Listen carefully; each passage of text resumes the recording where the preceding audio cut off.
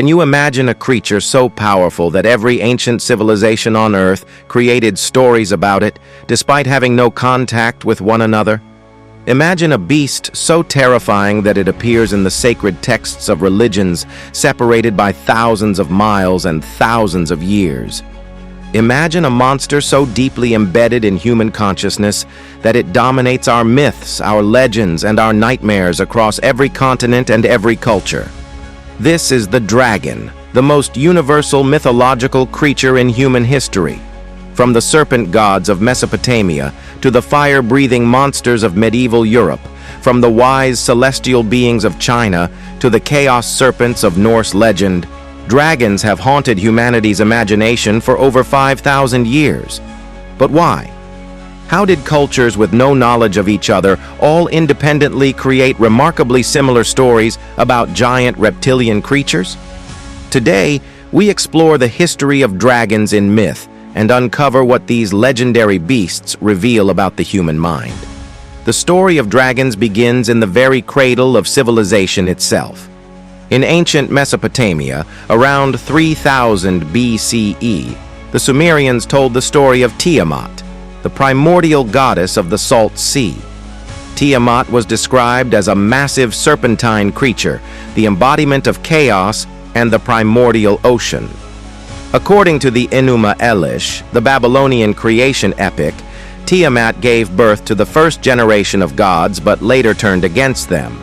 The young god Marduk fought and killed Tiamat, splitting her body in half to create the heavens and the earth. This is one of the oldest dragon stories ever recorded, and it establishes themes that will echo through dragon mythology for millennia. The dragon represents chaos, the untamed forces of nature, the dangerous unknown that must be conquered for civilization to exist. From Mesopotamia, dragon mythology spread and evolved. In ancient Egypt, the serpent god Apep represented chaos and evil, the eternal enemy of the sun god Ra. Every night, as Ra journeyed through the underworld, Apep would attempt to swallow him and prevent the sun from rising. The priests of Ra performed rituals to ensure Apep's defeat, because if the serpent ever succeeded, eternal darkness would consume the world. Here again, the dragon serpent represents the forces that threaten cosmic order. Ancient Greece gave us some of the most famous dragon-slaying tales. The word dragon itself comes from the Greek drakon, meaning serpent or giant sea fish. Greek mythology is filled with dragon-like creatures. There was Python, the enormous serpent slain by Apollo at Delphi. There was Ladon, the 100-headed dragon that guarded the golden apples of the Hesperides, killed by Heracles. There was the Hydra, the multi-headed water serpent that grew 2 heads for every one cut off, also defeated by Heracles. These stories establish the archetype of the hero who proves his worth by slaying a dragon, a pattern that would dominate Western mythology. But perhaps the most significant Greek dragon story is that of Typhon, described as the most fearsome monster in Greek mythology. Typhon was so large that his head touched the stars. He had 100 dragon heads emerging from his shoulders, each speaking in different voices. Fire blazed from his eyes and mouths. He challenged Zeus himself for control of the cosmos. Their battle was so catastrophic that it shook the foundations of the earth. Zeus eventually defeated Typhon and imprisoned him beneath Mount Etna, where his fiery breath still escapes as volcanic eruptions.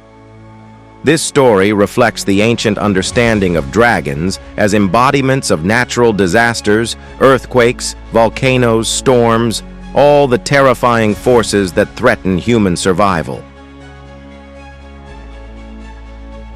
While Western dragons were predominantly evil, the East told a very different story.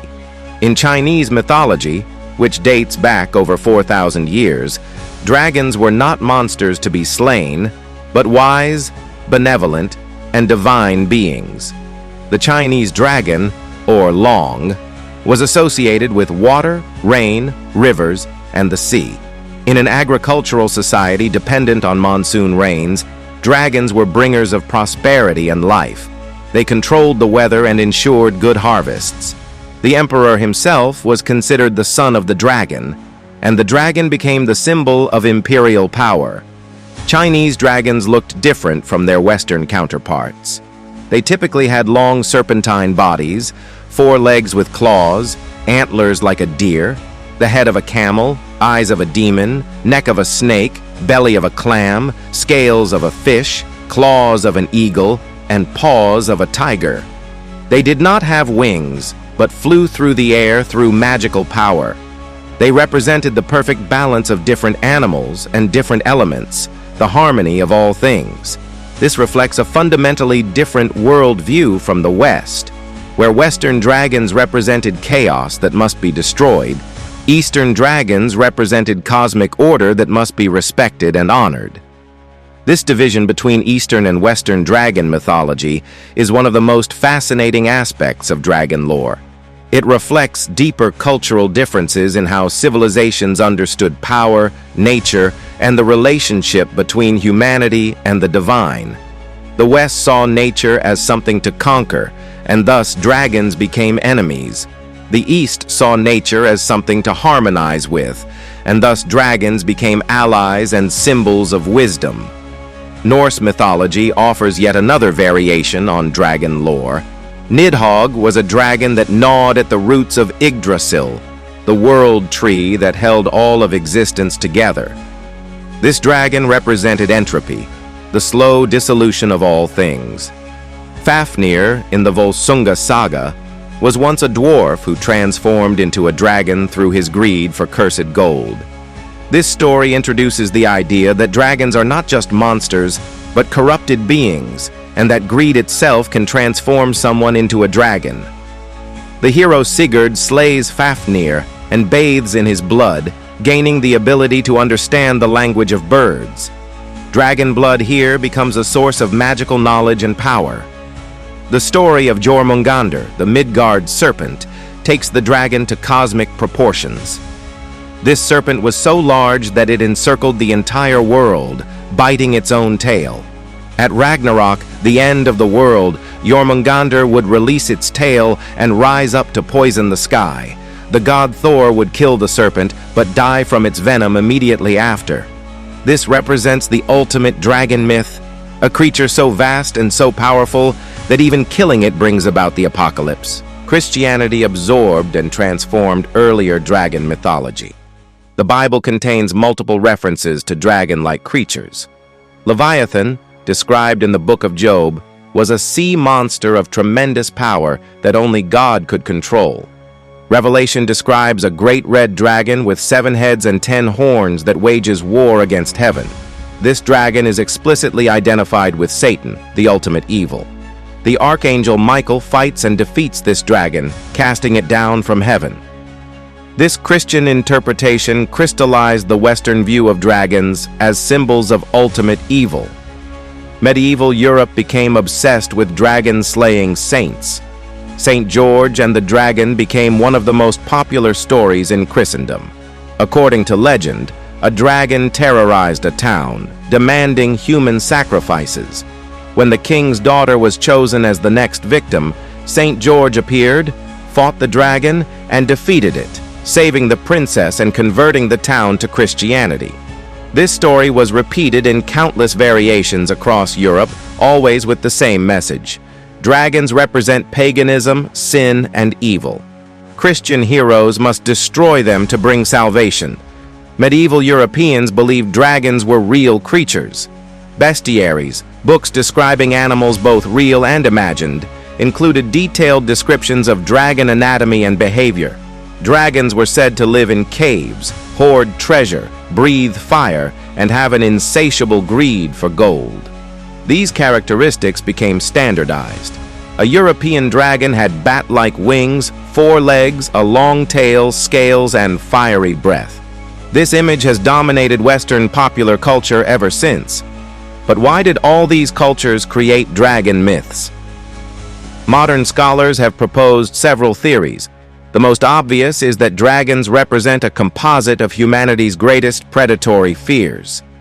Dragons combine the features of the animals that threatened our ancestors: snakes, large cats, crocodiles, and birds of prey.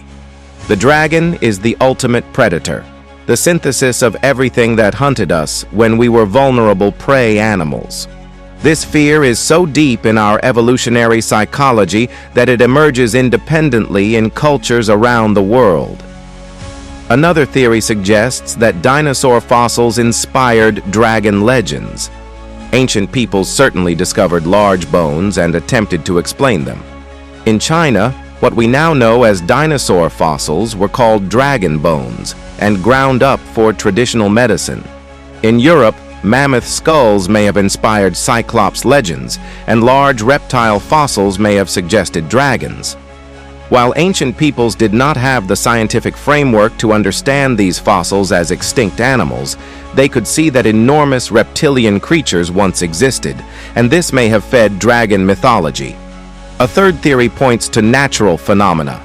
Dragons breathe fire, just as volcanoes do. Dragons live in water and bring storms, just as typhoons and hurricanes emerge from the ocean.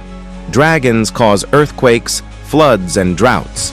Perhaps dragons are personifications of natural disasters, humanity's attempt to give form and story to the incomprehensible forces that threaten survival. By creating stories of heroes who defeat dragons, ancient peoples created narratives of human triumph over nature's chaos.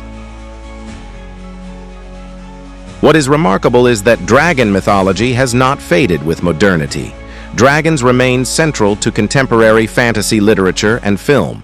From Tolkien's Smaug to the dragons of Game of Thrones, from the dragons of Dungeons & Dragons to the countless video games featuring dragon battles, these creatures continue to fascinate us. Modern dragons often blend Eastern and Western characteristics, sometimes being wise allies and sometimes being fearsome enemies. This shows that the dragon archetype is flexible enough to serve whatever symbolic purpose a story requires. The dragon represents something fundamental in the human psyche. It is the ultimate challenge, the greatest danger, the most magnificent beast. To face a dragon is to face the absolute limit of courage and strength. Whether the dragon represents literal danger, psychological demons, the chaos of nature, or the corruption of greed, it serves as a powerful symbol of everything that threatens us and everything we must overcome to prove ourselves worthy. The history of dragons in myth reveals how humans across the world independently developed similar symbolic language to process similar fears and challenges. Despite vast distances and complete isolation from one another, ancient Sumerians, Chinese, Greeks, Norse, and countless other cultures all created dragon stories. This universality suggests that dragons tap into something primal, something coded into our DNA from millions of years of evolution.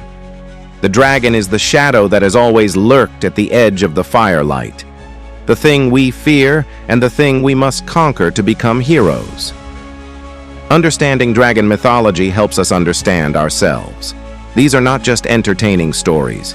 They are windows into how humanity has always processed danger, celebrated courage, and created meaning from chaos. From the earliest Sumerian tablets to the latest Hollywood blockbuster, dragons endure because they represent timeless truths about the human condition. As long as we face challenges that seem insurmountable, as long as we need symbols of ultimate danger and ultimate triumph, dragons will continue to haunt and inspire our imaginations. If this journey through dragon mythology captivated you, subscribe to our channel for more deep dives into the myths and legends that shaped human civilization. Hit that like button if you found this exploration of dragons across cultures fascinating. Share this video with anyone interested in mythology, fantasy, or the psychology behind our oldest stories. And let us know in the comments, what is your favorite dragon from mythology or fiction? Do you prefer the wise dragons of the East or the fearsome beasts of the West? Thanks for watching, and remember, the dragons we face in stories prepare us for the dragons we face in life.